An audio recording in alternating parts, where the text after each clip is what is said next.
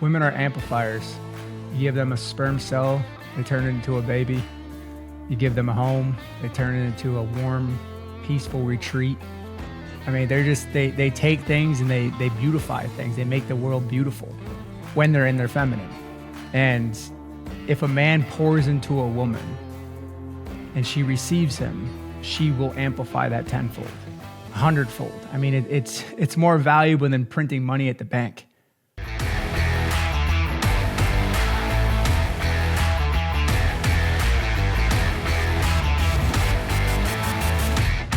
Jake, what's up, man? So good to finally connect. Both of us have been following each other on the gram for, a couple of years now. And it's kind of weird because you feel like you know a person, but you've actually never had a conversation with a person.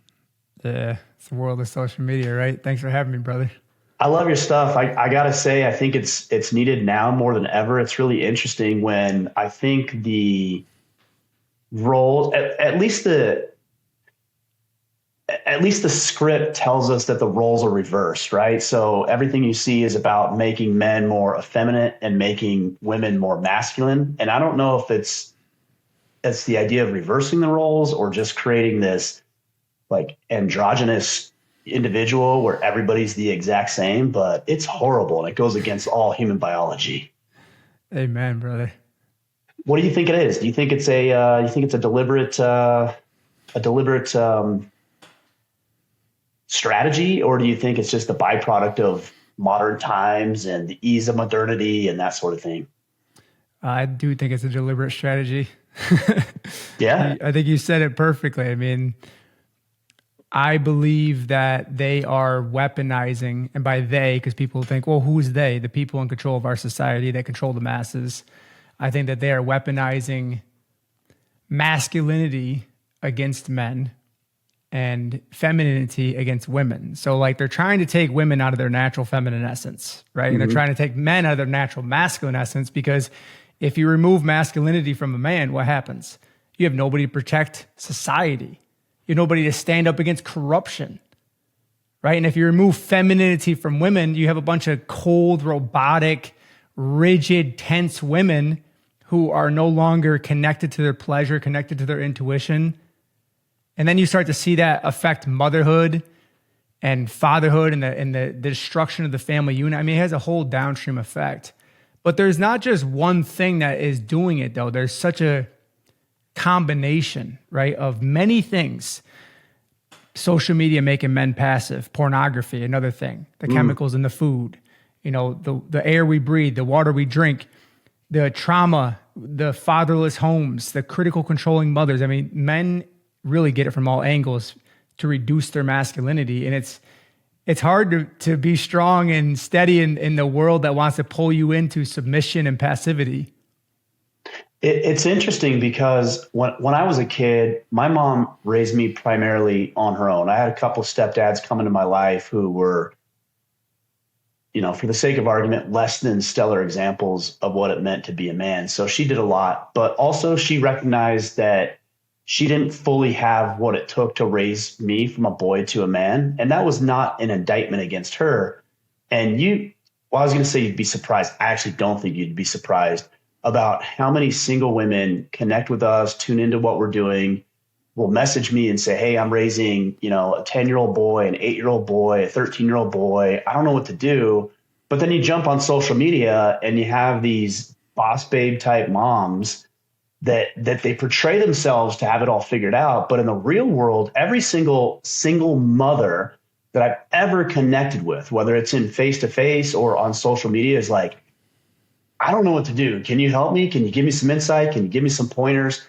And it's weird, the disconnect between what we see in culture and social media and what we see in actual real world scenarios. Yeah, it's a real thing. And I get that question a lot all the time. I have a huge female following, and I get that from women a lot. Like, how do I raise a boy in today's world as a single woman? And it's such a challenging question because she can't actually teach him masculinity, right? Like, it's not just like I have a daughter. I can't teach her femininity. I can only model healthy masculinity, right? But I can teach my boy masculinity. I can teach him how to become a man. But for a woman to teach a boy masculinity is very hard. And that's why I'm always such an advocate for those women to get your boy, if you have boys, around other strong masculine men in our society. And there are a lot of them. I know people would probably argue against that, but there are a lot of good men out there in the world, especially if you get in more of the rural areas like where I live, and you start to see good men. You know, I find that in cities, there is a significant decrease in masculine men for some reason. Not sure why, but we went to a city the other night. Well, I say a city, it's probably a town, what most people consider, but a city to me, which anything more than 5,000 people is considered a city to me. Yeah. And I'm like, man, this is why I don't go out places like this. The men in there, I felt so just like agitated by how feminine they all were. And I'm like, what the fuck is going on here right now? And so you just see it's so prominent in our society. And then you see these women who are so tense and just very rigid and controlling. We sat next to this couple who I watched this interaction, whole thing happen. The bill came. The man literally got up, left the table. I don't know where he went. I think he left the restaurant. And she, of course, pulled out her Amex card or whatever and paid the bill. And I'm just thinking to myself, like, wow, that is such a weird dynamic. I can't imagine my wife ever picking up the bill and paying it with her credit card. Like, I don't believe in that personally. I don't like that. And it's just not how I was raised, and it's not what feels right to me as a man who wants to provide and protect. So, yeah, man, we're seeing it everywhere right now. Yeah, and I've seen it from both sides. You know, I was married for a long time, 18 years I was married for, and unfortunately went through a divorce, and I didn't want that divorce, but that's the reality of the situation. And then I've also been in the dating arena over the past, 3.5 years or so now. And what's fascinating, like?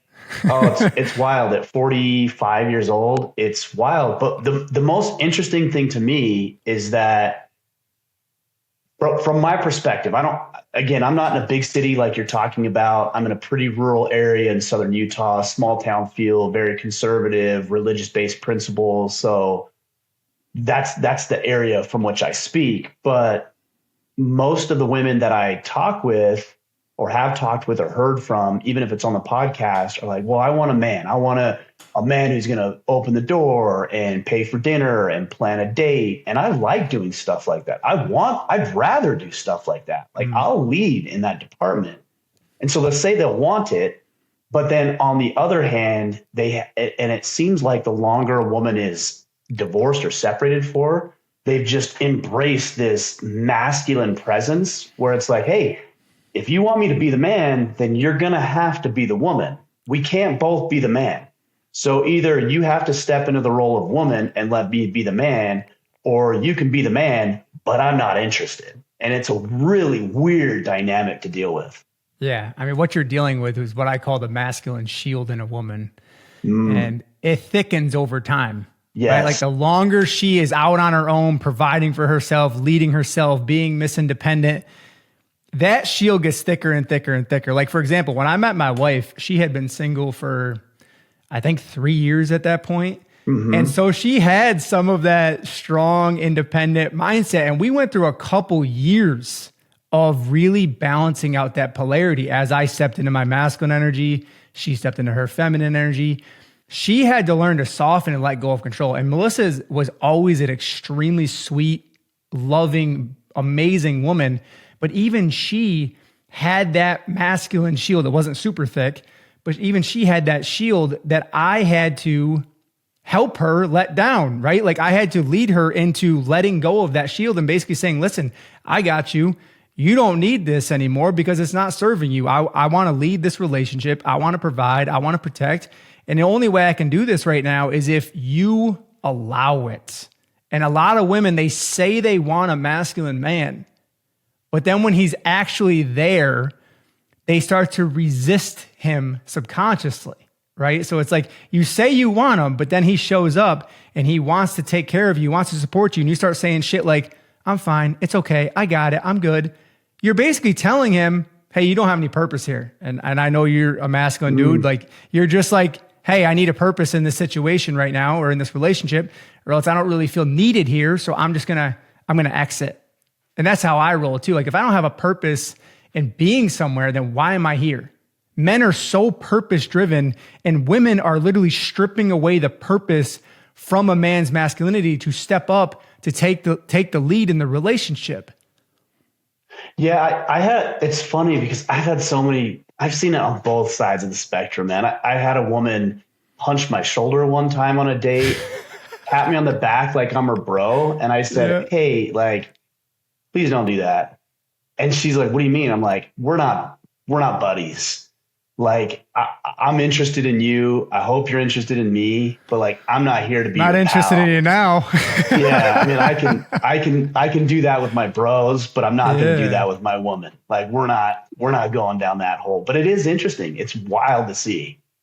Yeah, it's unfortunate. And women are raised predominantly by these very hard, controlling, critical mothers who teach them to never need anything from anyone.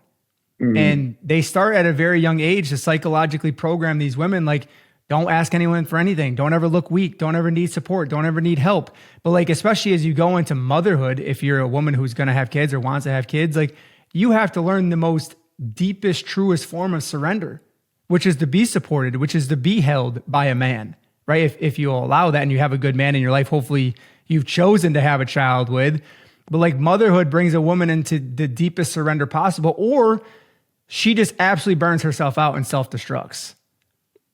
How much of it do you think is her allowing herself to move into that role versus what the man is doing that is actually giving her permission, for lack of a better term, to feel comfortable moving into that role? Yeah, I mean, I think for every situation, it might be a little bit different, but I would say that the man absolutely does influence it with his grounded presence, with how he leads, with how he's decisive, with how he steps up and handles things without asking her a bunch of questions and loading her down with a bunch of, what do you think about this, babe? And ask her all these stupid ass questions, which push her into her masculine energy. You know, like I do everything in my power to take things off my plate or off my wife's plate so she can focus on being the heartbeat of the home, right? So like if my wife had to handle all the technical shit that I do, the business stuff, the bills, the worldly stuff that I do, she wouldn't be so vibrant and radiant. I guarantee it. She would have to wear multiple hats and play an energy that I wouldn't be attracted to. And that's what's happening a lot in our relationships in our society right now is women are having to wear this masculine hat most of the day. And then they're expected to come home from their work, from their corporate job or whatever their job is, come home and be soft and warm and feminine. But like, it's very hard to switch out of that role for her. So it really is a dual action thing where the man needs to be providing a sense of steadiness and stability, and the woman needs to be actively participating in letting go of control, stop the nitpicking, stop the criticizing, pull back and let him handle things. Because a lot of women are over functioning right now in our society. Again, men have contributed to this, but women are signing the contract and saying, okay, I'll do this, but you signed up for shit you don't want to do. So now you have to begin to back out of that and start allowing a man to step up and take care of you.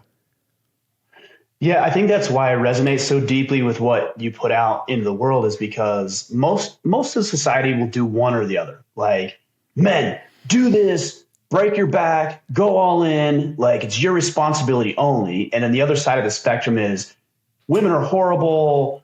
Women are only out to be gold diggers, and you should avoid them at all costs. And I mean, neither one is the right answer. I think what you're doing is you're saying, hey, guys, we can take responsibility for our part. And gals, you need to take responsibility for your part in the equation as well. Yeah, because, pointing the finger and blaming the other sex for your issues and problems in life doesn't really get you anywhere. You just continue to feed into the same cycle that's toxic. I mean, you could sit here and say, well, people are obese because of McDonald's. Well, no, people are choosing to eat McDonald's, right? You're choosing to eat that shit food that's making your body fat and sluggish.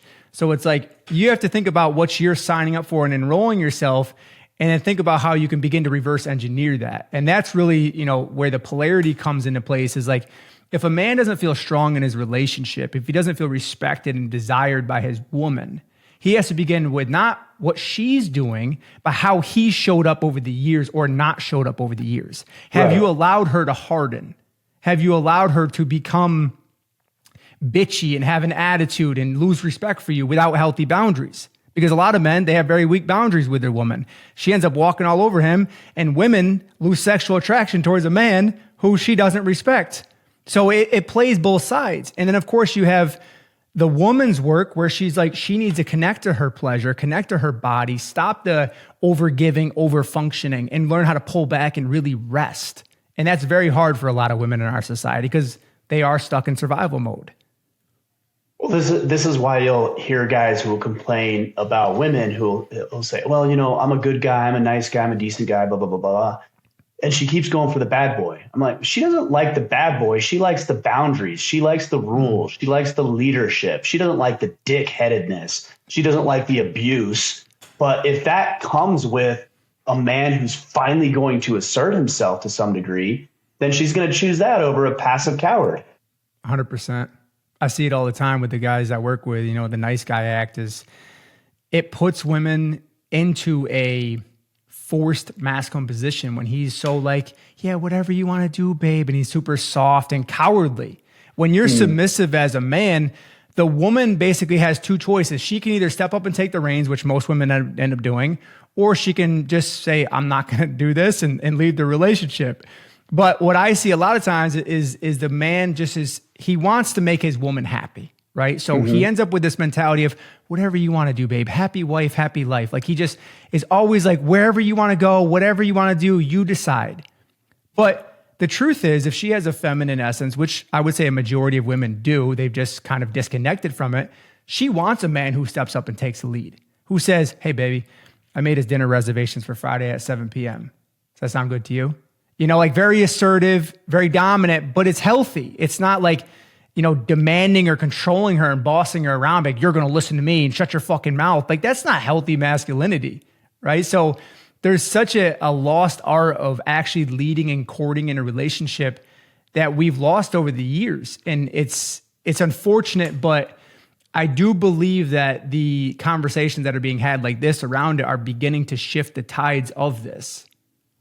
Yeah, I would agree. The way I've looked at it is that when you're making decisions as the man of the relationship, that you certainly want to take her into consideration, but you don't need to ask her for permission. Mm-hmm. So your scenario of, hey, babe, I got us reservations. If she's allergic to sushi, probably don't take her to the new sushi place that opened in town. Maybe take her to the steakhouse that she likes. So you're going to take her into consideration, but you're not asking for permission about what you're doing. You're just informing her with her consideration in mind.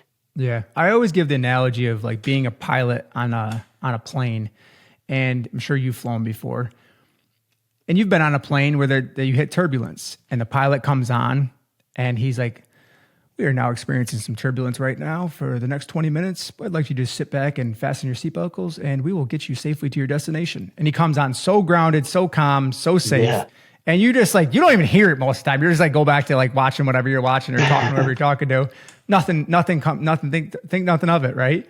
But if that pilot were to came on and be like, oh my God, I don't know what's going on. We're hitting turbulence right now. What do you guys think we should do? Everybody be freaking out, right? They'd all be flipping out. And so many men unconsciously do that in relationships with their woman. They're like, as soon as they hit a little bit of adversity, a little bit of challenge, they immediately go into full on panic. What do you think we should do, babe? Like the other day, we went hiking to a beautiful waterfall, and we took our two kids, small children, and we went way off trail, right? We lost the markers. We went like a half a mile off trail. And remember, we're carrying our two small children. They're small children, and they're getting heavy. And I look back, and I see the stress in my wife's face, and I say, hey, baby, I just want to let you know, I'm going to get us through this right now. And she's like, okay. And so I even took both babies because I could see she was very, very drained from this, going off trail. I took both babies and I just put the boots to the ground. And I found our way back on the trail, and we got ourselves to this waterfall because she was even like, do you think we should just turn around? Like, you think we should just go back? I said, no, we're going to make it to this waterfall and I'm going to get us there. And a lot of men in that situation, they start to panic. They start to shut down. And they start to put the responsibility of leadership back on the woman. And then eventually you keep doing that over time, she loses sexual attraction and she loses respect. And when those two things disappear in a relationship between a man and a woman, love cannot exist long term. It just will dissolve. The fights will continue to happen, the miscommunication, the stupid arguments and nitpicking. You guys are always irritated with each other. I mean, it's just a byproduct of lack of respect. I'm hesitant to share this, but I'll share it in the name of full disclosure here. Several years ago, there was a woman I was interested in, and we went on. I think we went on a couple dates, and our third date, I was like, "Let's go on a hike." And so we went on a hike. Bro, she ran circles around me, like physically ran circles around me. And we got done, and I said bye or whatever. I'm like, "Hey, I'll give you a call." Called her, messaged her once or twice, completely ghosted me. And I couldn't help but think in that moment, I was like, yeah, got it. So the woman should not be running circles around me physically. And if the roles were reversed, I would have ghosted me too, for sure. But guys do that. But I hear you though, but I'm gonna give you some feedback on that, because I also feel that woman sounds like she had a very competitive energy though. Like she wanted to prove herself. Driven. Sure. That's what I mean. So that's a perfect example. So it wasn't all just you not being in tip-top hiking shape. She needed to prove herself and look at how good I am and how fast I am and how I can run circles around you. She wanted to dominate you, right? So there's an energy behind that I can hear that. She had that really competitive masculine energy, which, to be honest with you, you probably wouldn't have been attracted to that long term. Sure, at first it seems cool, like, yeah, this chick's in super great shape. But then you start to realize, like, wait a minute. And I've dated girls like that in the past. Being competed with as a man by my woman all day long is the last thing that I ever want, okay? I'm in battle all day long. The last thing I want is to come home to a woman who I then have to battle with. She is my place, my wife is my place of softness, of nourishment, of peace. Most of the time when I come to her, she is the most relaxed, soft, vibrant woman. And I just feel so nourished in her presence. My soul does, to be honest with you. It wasn't always like that. We went through 2 breakups in the beginning of our relationship because our polarity was off. She was still operating in that masculine energy, and I was trying to step into my masculine energy, but I hadn't really, learned how to do that exactly. So there was this simultaneous act of her softening and me stepping in. But yeah, I hear that all the time, man, is competitive women with men who really want to prove themselves. Like, look at how strong I am. Look how independent I am. It's just going to kill the polarity. Like, even if you could run circles around you, like just sitting back and being reserved as a woman is super sexy. Like I would, you know what I mean? Like, true. like yeah, I would rather a woman that's like, oh, like, I'm just going to pull back here and just going to sit down and just take in nature right now, versus the woman that's running up the trail, like in front of me, like, what are we doing here? Why are you being so intense? You know what I mean? Like, because to me, I want a woman who's slow and soft and sensual, not the woman who is the ramrod. Like that's my former background, being Mr. Ramrod Rick, like the environment I grew up in with my father, I had to fight for survival every damn day. So that chaos to me is not fun. And I dated a lot of girls like that before, man. And that competitive, attitude-driven, passive-aggressive shit, that don't get it with me. I think that's a good point. Because look, I've dated women who are very attractive, physically attractive, and also a complete pain in the ass. And it's not worth it, because there's a lot of attractive women. And I'm not even trying to dismiss that or down. I'm just saying, like, your physical attractiveness is an element of what I'm looking for, but I definitely agree. But okay, so here's my question though. What do you say to the guys who are frustrated and disenfranchised? A lot of these guys are being led by the Andrew Tate dorks of the world who are like, you don't need a woman, go out and conquer 17 women. I saw a guy make a comment on one of his posts the other day, and it was like, calm down, Alexander the Great. Like you're selling online courses, not conquering nations. But these are the guys that a lot of these men are being led by, and I think it's dangerous. I agree. So what's the question here? Well, so what do you say to the guys who are following men like that, who are disenfranchised, who are frustrated with trying to date, whether they're young or whether that maybe even they have a wife who has slipped into that role, partly because of the woman, partly because of him? What does a guy like that start to do to change the polarity? Yeah, get closer with men that you really want to model. Or that you would live their life. A man that embodies healthy masculinity, leadership, groundedness, who has a loving, soft wife, who has children, who has a successful marriage. Following guys that just flaunt their wealth and sleep with a bunch of women and think that they're super cool and drive, fancy cars. It seems fun, right? It's flashy. You get all the women, you get all the money, all the attention. It's a lonely life, man.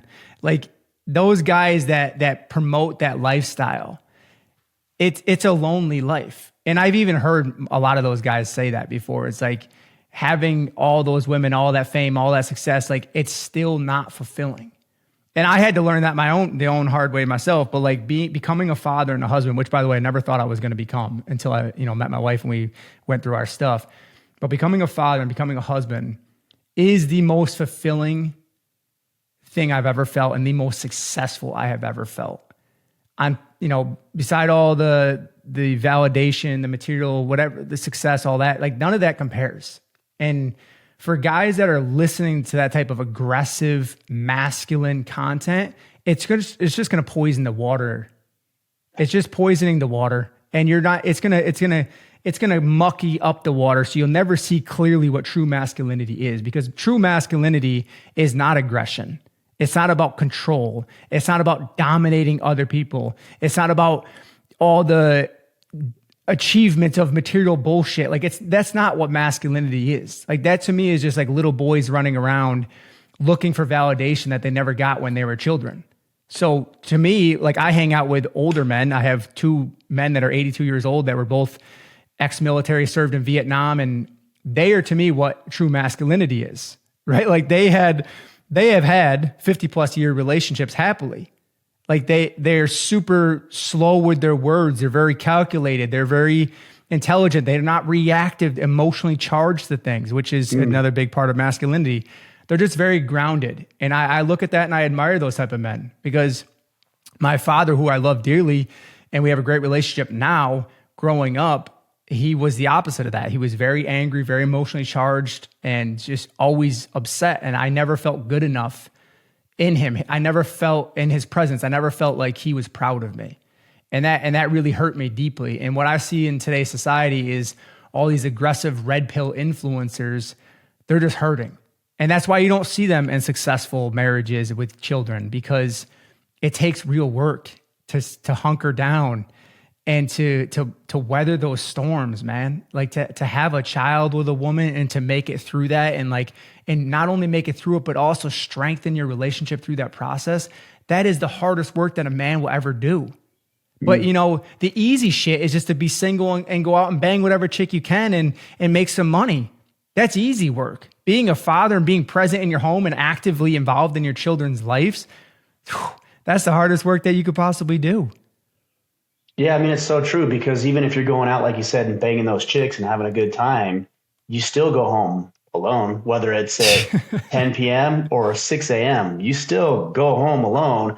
But what you don't have, and this is the thing that's been this has been more meaningful to me than any other aspect of my life. My oldest son just graduated high school. He just got an offer to go play college lacrosse at a university here in Southern Utah.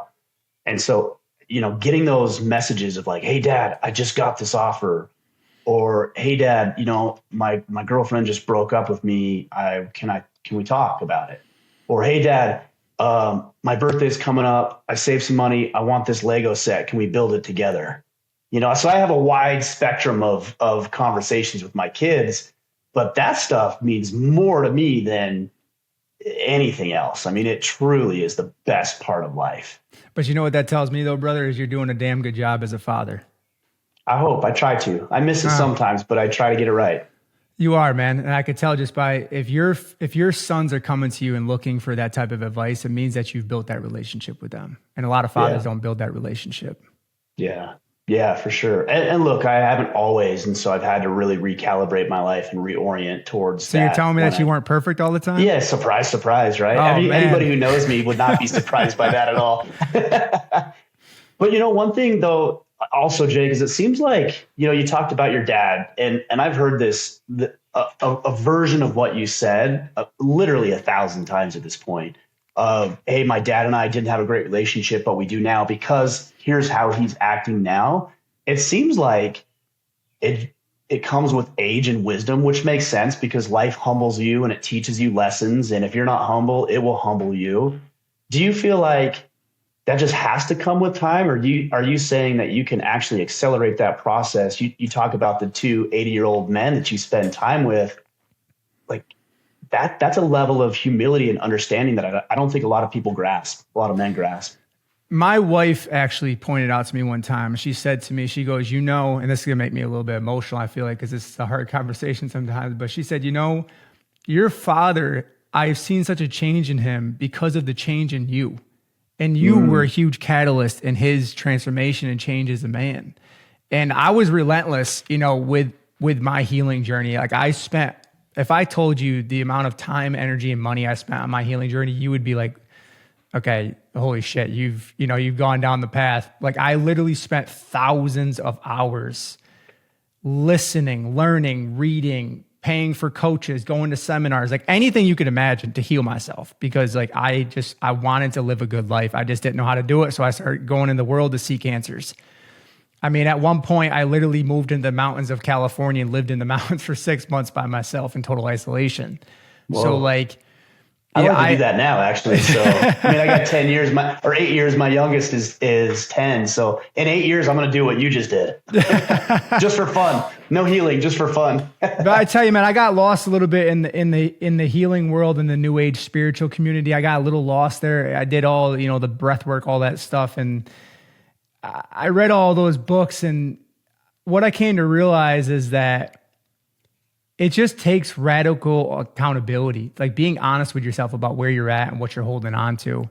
And I didn't realize, at the time how much anger I was really holding on to in my body and my mind towards my childhood and what I went through, because it wasn't just my dad. I mean, my older sister, who I admired so much, I just thought she was just the most incredible, badass, funny chick ever. She was 4 years older than me. She ended up becoming addicted to heroin. And when I was 13 years old, I was going to play a prank on her, and it was the middle of summer. It was like 95 degrees outside, and she was taking a shower, and I'm like, I'm going to go in there. I'm going to pour some ice cold water on her while she's in the shower. And so I'm like trying to fidget with the door and unlock the door. And I finally get the door open, and I open the door, and she's laying on the floor with a needle hanging out of her arm. Oh, shit. And at the time, she had legally overdosed on heroin. And for the next 15 years, it was an absolute battle with my sister and my family. Like at the time I was living with my mother, I lived there for a few years while my sister was living in the basement, and the amount of drugs and drug dealers showing up, like it was wild. And then I'm moving back with my dad when I was about 16, which is where I really started to learn how to become independent and become a man, because my dad wasn't going to cook for me. My dad wasn't going to do my laundry. My dad wasn't, he wasn't going to accept, me whining about shit. My dad's he's old school. He grew up on a farm, dirt poor, and he's rugged. And I had to learn how to work. I had to learn how to defend myself. I had to learn how to speak up for myself, because I was the type of person I was never going to settle for an average, boring life. And which, led me to where I'm at now, which I'm not saying I have a perfect life, but like I have such an incredible life now. And, I've optimized so many aspects of my life, from my business to my relationship to my health to where I live, and like all these things in my environment, because I wanted to live a truly fulfilling life where I woke up every single day and I was like, man, like I get to do whatever I want today. I get to spend time with my loved ones. I get to go work on fun projects. I get to do whatever the hell I want today. And I just always wanted that lifestyle, man. But I knew in order to get to that lifestyle, there was going to be some work. And I mean internal work, where I had to really process my pain and let that shit go. And it began with forgiveness towards, my father, forgiveness towards myself, forgiveness towards the people that I felt had hurt me and done me wrong in life. How's your, if you don't mind me asking, how's the relationship with your sister? How's she doing, and how's the relationship you have with her? She unfortunately passed about 4 years ago. Oh shit. Yeah. Yeah. Yeah. And that's another aspect of, I probably would have went down a really bad path if it wasn't for my sister, because she was the one that carved the path of what not to do in life. She was so wild and so unhinged that, like, she just had this wild spirit. She always had it about her. I mean, I can remember even when she was young, she was so rebellious towards my father, who again was like this authoritarian dominant figure. She would step right up to him and tell him to fuck off. Like, it was wild. And so I got into drinking I started drinking around 11 years old. And by the time I was 16, 17, 18 years old, I was blacking out 2 or 3 times a week. So I went down a really bad, violent path of womanizing, fighting, drinking in bar rooms, getting dragged out by bouncers, all this stupid shit. And not a path I was proud of. But around 23, I started to wake up and I started to question my whole existence and my whole reality. And I was just like, man, I don't want to be here anymore. Like, I don't want to keep doing this stupid shit. I don't want to keep waking up feeling like this. I don't want to keep working, at this job with these miserable people complaining about making $150K a year. That's not enough overtime in their paychecks. Like, I didn't want that lifestyle, man. So I was like, shit, I got to find some answers. And soon after that, I started reading, personal development books, and I went to a Tony Robbins seminar and like the whole thing, So I drank the Kool-Aid, if you know what I mean. Yeah. Fortunately, the Kool-Aid actually began working on me years later. A lot of people it doesn't work on. They get lost in the sauce and become a forever self-help project. But, fortunately, it started to click for me. But I was voracious, man. I was voracious. I probably read 500 self-help books. And, I'm telling you, man, it's like any form of healing modality you could imagine, I've dabbled in it, Yeah. So one of the things that I get asked a lot about from men is, what does it take to change? And a lot of guys wonder if they have to reach some catalyst, some catastrophic moment where they get a divorce or a bankruptcy or a job loss or a medical diagnosis. Did you have anything like that where it was like some pivotal moment where you're like, oh shit, I need to change? Or was it just a gradual process and then you realizing over time, this isn't what I want? Yeah, it was definitely, obviously pain was a catalyst for me because at one point I was overweight. I was 80 pounds heavier than I am. I was 240 pounds. Whoa. And so I was picked on and bullied growing up throughout my childhood. And on top of all the stuff I mentioned about the home life, it was pretty chaotic. So for me, like, I just got to a point in my life where I was in so much frustration and pain and anger. And I was like, man, like, I don't want to live like this anymore. And pain, as you know, is a great catalyst to begin to look within yourself. Absolutely. Like it's the most powerful catalyst that a man can experience. And unfortunately, men learn the most when they make mistakes. And it's like, you could talk to other people, you can have conversations and get coached, and that's great. But when you go out in the world and you really fuck some things up, that's when you really learn about yourself as a man, about the storms you can weather, and you begin to build temperament. And a lot of men don't have temperament right now. They're very fragile emotionally because they haven't done any emotional work on themselves. And that's just because they've bottled it all up and stored it away. But any single time, and where it shows up the most is either kids or in your relationship with your woman, where you get emotionally charged and where you lose frame is what I call it, like that masculine frame. Where you lose that frame, it's showing you where your work is, right? So if you're impulsive, if you're impatient, if you're quick to anger, that's showing you where your work is. Mm-hmm. And a lot of times you just got to look at that and be like, why do I act like that? Why am I impulsive? Why am I impatient? What's the need for me that's not being met right now? And or the other good question I always ask is like, who are you still modeling? Right? Are you modeling your impatient, impulsive father? Because for me, as I said before, I was the former Ramrod Rick, who I call, I was that guy. I was impulsive. I was impatient. I was reactive. I was emotionally charged. And I just realized that I'm never going to have success in my life, in any area of my life, if I continue to act like this.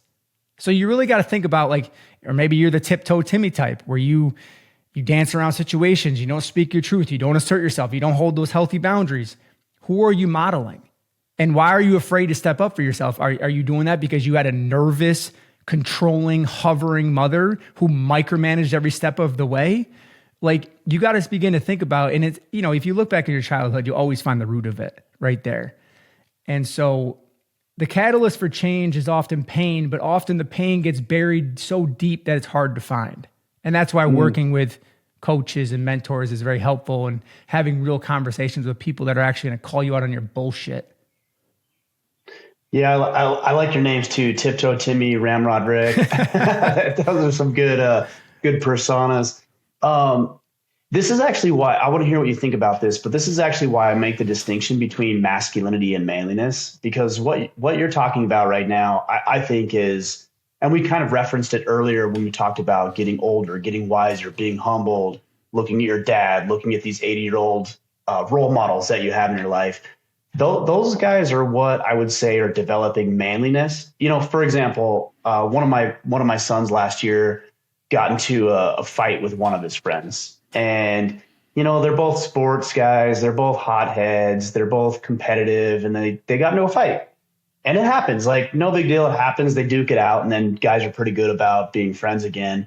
But to me, I thought, okay, well, that's masculinity in action. It's this propensity for violence. It's this propensity to prove yourself, to dominate in some way. But if you could just learn, and I talked to my son about that, about learning how to harness this desire to lead, or this desire to be right, or this desire to exert your will in a very productive way for you and other people, that's taking masculinity, your set of characteristics, and harnessing it into something productive for everybody, which is what I would define as manliness. What are your thoughts about that? Yeah, I mean, I guess I haven't given it specific definitions or terms with that, where for me, masculinity is, it's your overall groundedness and how you react to situations. And when I think of like manliness, it's funny because when I hear you say the word manliness, I think of like a man that can handle himself and it can also handle other people. Like, that's like a manly man. Like, he's confident in who he is, which, you know, of course, tethers into aspects of masculinity, because you can't be manly without masculinity, right? Like, correct. Agreed. So masculinity is like woven into manliness, because being manly without masculinity, you'd probably just be pretty stoic and rigid, right? And emotionless almost feeling. So bringing true masculinity into a manly man is like bringing in the heart and the mind. But I think what a lot of, if men are quote unquote manly, I think one of the components that a lot of those men miss is the heart and the feeling of things. A lot of men can't feel because they're so, I need to be strong, I need to be stoic, which a virtue of masculinity is being able to feel the depths of your heart. Like, that's one of the most overlooked things of masculinity. Whenever you hear about masculinity, you always hear about performative masculinity, right? You never hear about the internal world of masculinity, being able to feel your heart, feel your emotions, and still hold strong in that frame, right? Because a lot of men will be like, if they do start to feel their emotions, they go way too feminine. They get lost in it, because emotion to me is very flowing, feminine, chaotic energy, right? Where if you're a man and you can stand strong and steady in who you are, and you can allow yourself to feel that emotion, that is a strong ass man, a very strong man. And that to me is like a manly man, like a man that can really feel his shit and still hold that strong, steady frame without losing himself. You know, that's how I would define it. Of course, everybody has different definitions of it, but that's how I would define what true manliness is to me. It has to involve masculinity as well. Yeah, I mean, the greatest quote that I've heard on it is, you know, John Wayne said, in order to be a gentleman, you have to be a man first. And I think that encapsulates what you and I are talking. And maybe we use slightly different wording or verbiage, but at the end of the day, it's incorporating all aspects of who you naturally are and creating something good for yourself and for other people. Yeah, I always say strong spine, soft heart. And you can have a strong spine without a soft heart and still be, not have a great life. And you can have a soft heart without a strong spine and still get your ass kicked and walked all over, especially by women, but by the world in general. So that's why when you have the balance of the strong spine, which is the healthy boundaries, the assertiveness, the taking charge, taking initiative, but also the soft heart, being able to read the room, knowing when your woman is tense, knowing when she's rigid, knowing when she's being critical and she needs, a little bit of tenderness where you just step in and really set a healthy boundary with her. That's where you start to bring in the soft heart. And if you integrate those two together and those two things together, your manliness and masculinity will begin to drastically increase and you'll begin to feel more confident as a man. Yeah, I actually really like that framing. That's powerful. All right, so if we're talking to guys and they're evaluating, how they're showing up for themselves, for their kids, for their wife, for their clients, whatever, what are some things that men should look for and say, okay, well, that's a green flag I'm exhibiting and that's a red flag I'm exhibiting? But I'd also say for the women, because we have talked with some women in this conversation as well, what are some green and red flags that they should be looking for in men as well? So we'll start with the men first. So green flags for men looking for within themselves. Correct. Is that what you're asking? So a green flag in a man is to eliminate that sense of self-doubt. So many men have that ruminating self-doubt that is always saying, are you good enough? Are you smart enough? Are you sure this is the right way? And they're just always overthinking and overanalyzing. So I'm not saying not to be calculated and think things through, because you absolutely should, but finding that ability within yourself to make a decision, to take the lead, and to step up and just really handle things. And you'll notice yourself, you're like, damn, I feel pretty good right now, because you're living in alignment with your masculinity.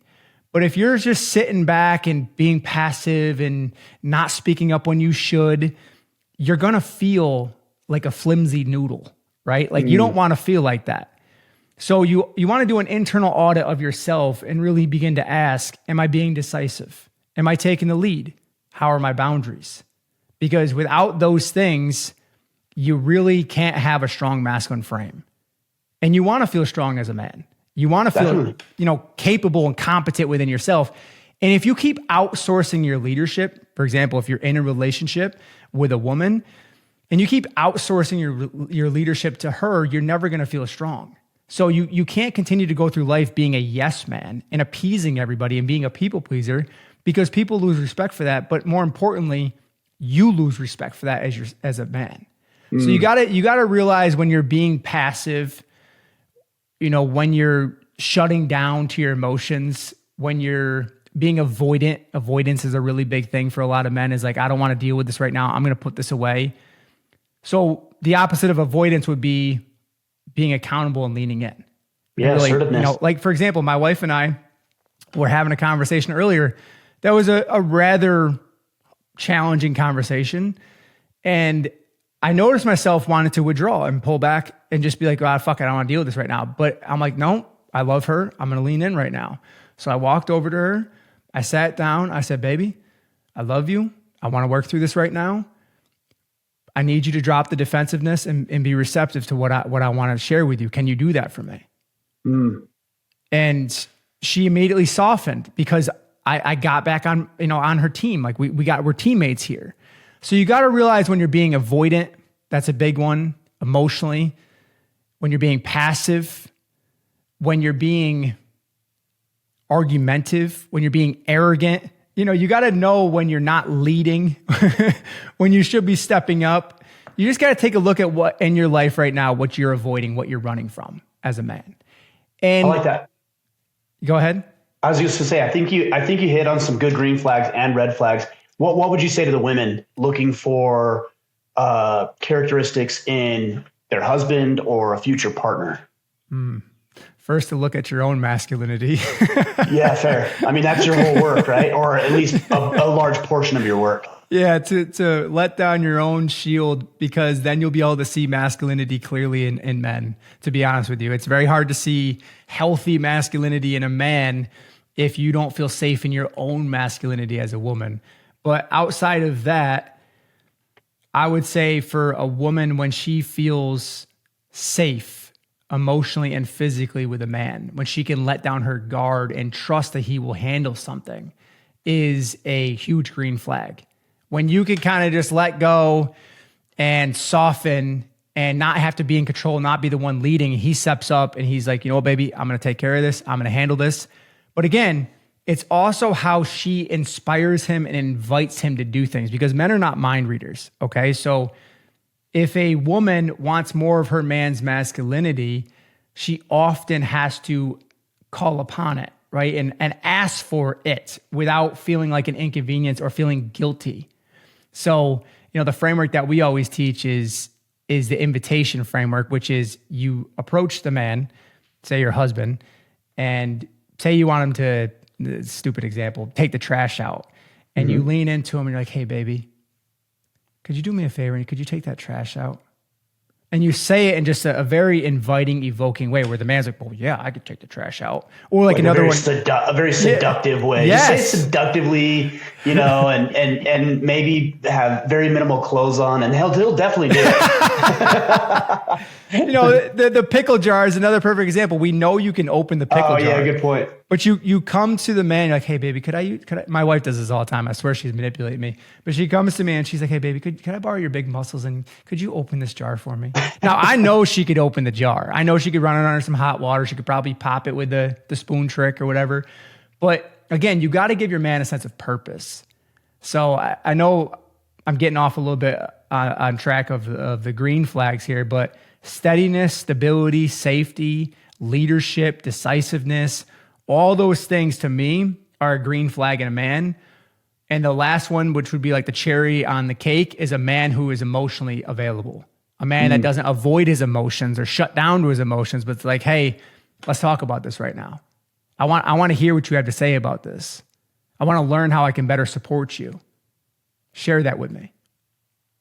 A man who is tender, dude, I'm telling you, tenderness goes so far in a relationship with a woman because she's so much emotions, right? Like she's just all emotions is changing throughout the month and throughout the day. Or it's like the wind moving, and men get so fixated on the movement of the wind, but it's like, stop trying to control the movement of the wind. Let her flow and just be the structure, right? Like let her breeze through you. And that's where you begin to feel the depths of her warmth and her love and her surrender. I'll give you an example. A while back, when I came home, I noticed that my wife was stressed and the kids have been giving her a lot, right? Young kids are very demanding on a mother. And I could just immediately sense she was stressed by the look on her face, how tense her body was. And I went over in our living room and I sat on the couch. I said, come on over here, baby. And so she walked over. I said, sit down right there. So she sat down. I said, put your head on my lap. She put her head on my lap. And I said, for the next 10 minutes, I just want you to open up and just tell me whatever's on your heart right now. And I started just running my hands through her hair. And she immediately, within 60 seconds, just started crying. And just so many men, if you just understand, if you took one thing away from this whole talk, it's just that little bit of tenderness, just holding space for a woman. That's where she really starts to open and trust you. And if she can open and trust you, she will always be a devoted woman to you. She will be sexual. She will be playful. She will be all the things that you want as a man. But if you just step in and you start taking the lead and being tender with her, she's going to open to you. Yeah, that's powerful. Have you ever seen that? It's an Instagram reel or something, and it's this woman, and she's like, "Hey, my life with my husband or my boyfriend, whatever it was, completely changed when I implemented this phrase, big dog." And she's like, "Hey, big dog, can you help me with this pickle jar? Hey, big dog, like, how was your day?" And I'm like, that's actually not that far off. Like, just respect him. Like, realize that he wants to be validated in that way, that he's capable and respected in some way. It's amazing what just a few words will do to actually bring a man into that tenderness, if you will, into his masculinity. Yeah, for sure, absolutely. The masculine imperative is to protect the feminine. You got to give them something to protect. A lot of women are so fixated on protecting themselves and providing for themselves. It's like, what's his purpose? Why is he here? His biological instinct is to protect. Don't forget that. He needs to have a purpose to protect. Give him something to protect. And if it's your softness, that's what he wants to protect. He wants to protect your softness. But if you're hard and rigid all day long, there's nothing for him to protect. Let me ask you this. I don't think I've ever done this before, but let me ask you to fill in this blank, and then you can give some nuance and context to it. But fill in this blank.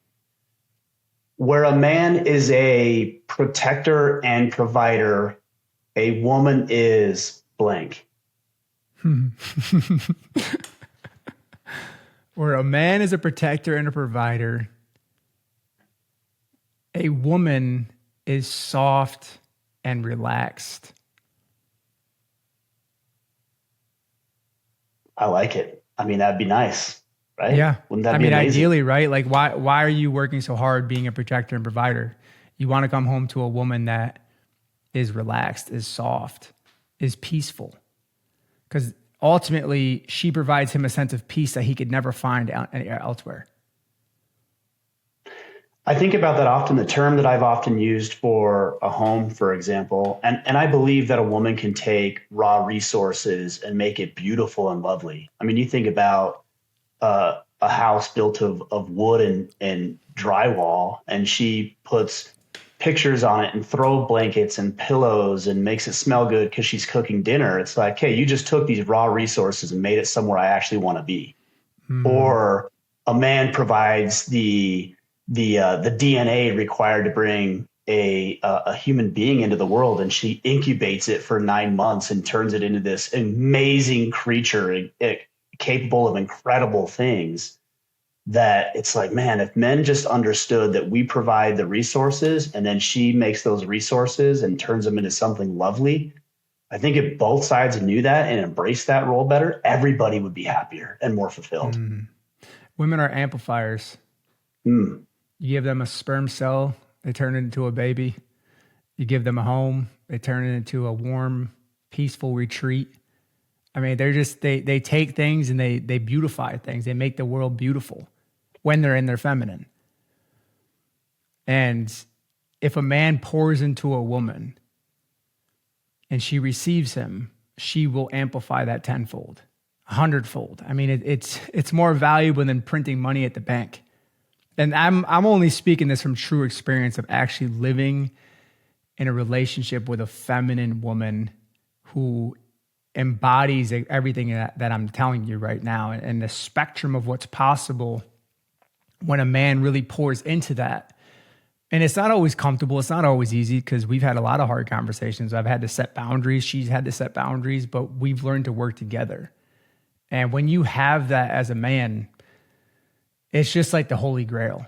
It really is. And I pray that every single man who is a good man, who has a pure heart, experiences that type of love and devotion with a woman, because it is, I think it's the closest thing to true godly experience that we can ever come. Well, it is. I mean, we've been commanded to join together with a woman and multiply and replenish the earth. So absolutely, it's a godly. That's a very controversial statement, what you just said right there.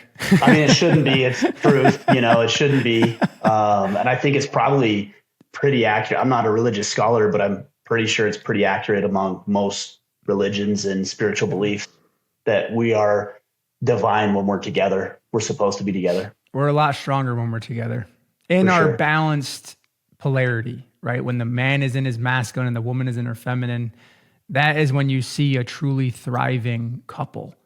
But, I can meet a woman, and if she has a man, I can tell you all about that man before I ever meet the man. Just by meeting her, because she is putting out the energy that he has penetrated into her, because men are penetrative, right? So like she will pour out the energy that he is constantly pouring into her. So if he's pouring love and positivity and, reassurance and all these things and support and leadership, and she doesn't have to worry about all the technical shit in the world, like that is going to be a soft, feminine, amazing woman, a vibrant woman, a radiant woman, whatever you want to call her. But if I meet a woman who is stressed and rigid and super critical and controlling, and she has a man, I can almost always guarantee, and I've yet to really be wrong on this, but he is passive. He's checked out. He's on his phone, overworking himself, watching porn, hitting the vape, getting drunk all the time, doing whatever stupid shit, not really pouring any energy into her.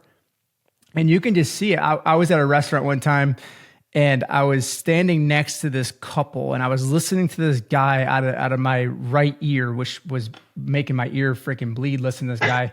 He's talking about how every time, once a month that this brewery puts out this special beer and he drives 2.5 hours on a Sunday afternoon to go get this beer. And like, he's just going on and on about this beer. And I look at his wife and I see the most sad, miserable looking woman. And all I thought to myself is like, man, if you put 1/10 of the energy into your wife that you put into getting this stupid ass beer or watching your sports on TV, like, you would have a soft, feminine wife and your life would get way better. But men, they don't put their energy into their women at all. And I don't understand that.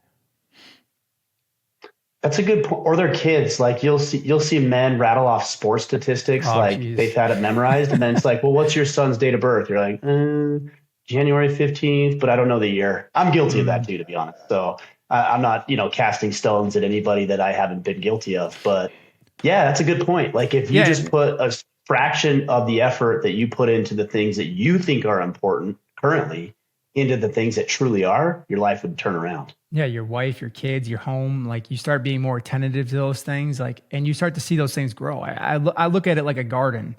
If you start to really pour energy into a garden, things are going to grow eventually. But if you've neglected that garden, the garden's probably dead, right? All the stuff in it is probably dead. So if your home environment is not very loving and vibrant, you got to begin to ask yourself as a man, what has my leadership looked like in this home? Have I been solid? Have I been steady? Have I been a safe place for my wife, for my children? And if the answer is no, then you got to start stepping up. Because when you do that, it changes the whole home dynamic. And it's going to be a clunky transition. I always teach my guys, like, listen, the passing of the torch for her to let go of control and give you the reins is an incredibly difficult journey. Especially if she's been doing it for 10 plus years. You think she's just going to trust you overnight? Oh, yes, Jonathan, you take the reins now, and I'll trust you fully with my heart and with our home, with our finances, like everything. Yeah. Right. Hell I'm still no. excited about this. But the thing is, women are so efficient that they're like, fuck, I could do it way better than him. I'll just do it myself. But eventually, as you continue to compile that, you burn yourself out. So men have to get out in front of women's self-destruction, in front of her burnout, because she will burn herself out. She will overgive herself, especially when there's children involved. Well, and this is one thing you hear a lot from women who maybe have been divorced recently or for a long period of time, and you'll ask them about their divorce. It's like, well, I was already on my own, even when I was married. So why do I need to be married in order for me to do everything on my own? So literally there was no change in my life other than I reverted my last name back to my maiden name because they were doing everything. And they've never known what it's like to be with a man who actually takes care of shit. Mm-hmm. Yeah, for sure. And that's when big changes happen for women. I really appreciate the insight and the information. I want to direct guys over to what you're doing in your channels, because I think there's a lot of men and women, frankly, who have listened to this that are going to get value out of what we're talking about. Where do they go? Where do they connect with you? Where do you want me to send them? My Instagram's cool. Go on over and check it out. See if you resonate.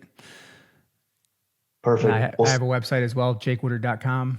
I got a free quiz on there to figure out what polarity you're bringing into your relationships, the masculine or the feminine energy. And I lead men's programs for men to step into their masculine leadership. And I also work a lot with couples too. We're going to sync everything up. I want to send people your way. Jake, I appreciate your work, man, and your time. Appreciate you joining me today. Thank you for having me. Of course. The insight's amazing, and I'm really excited. But what I actually want to do is I want to encourage men, and I'm gonna put this in the intro of our discussion today, is I want to encourage men to listen to this with their wives. Because a lot of guys will just listen to what's interesting? A lot of guys will listen to themselves, but also I have a lot of women who listen and they'll reach out and they're like, how do I get my husband to listen to this? And I'm like, I don't know. Because if you say it, it might feel weird. I don't know. I haven't figured that out yet, but I want people to listen together because this is valuable information for both the husband and the wife, the woman and the man. Yeah. I appreciate that, man. It's funny because I always get asked that question too. Like, how do I get my man on board this? How do I get my man to sign up for one of your programs? It's like, well, it's a tricky thing, and you got to do it in a very smart way, which women are smart when they do it in a, you need to sign up for this because you're not a man way, you know? Like, yeah, it's good. You never want to approach it with a man doing something wrong. You always want to approach it with like him stepping up and rising, you know, with you. Like, you know, I found this great podcast and I was just giving it a listen. Would you want to check it out with me? Like an invitation for him to say yes, because that's where men are like, yeah, I feel like a problem solver right now, you know? I'm giving away all the secrets right now. or maybe she could say, you know, to the guy that she told him not to worry about listens to this podcast, so maybe he should too. I'm trying to figure out every angle we can. Yeah, don't be the woman running up the hill past Ryan on the next date. No, Ryan's got in tip-top shape now. He's not letting that happen again. Oh, no, that's never happening again. No way, man. No freaking way. Even if you got a tripper on the way up. Whatever it takes, man. I'm going to win that one for sure. All right, brother. I appreciate you. Thanks for joining me today. Likewise, brother. Thank you.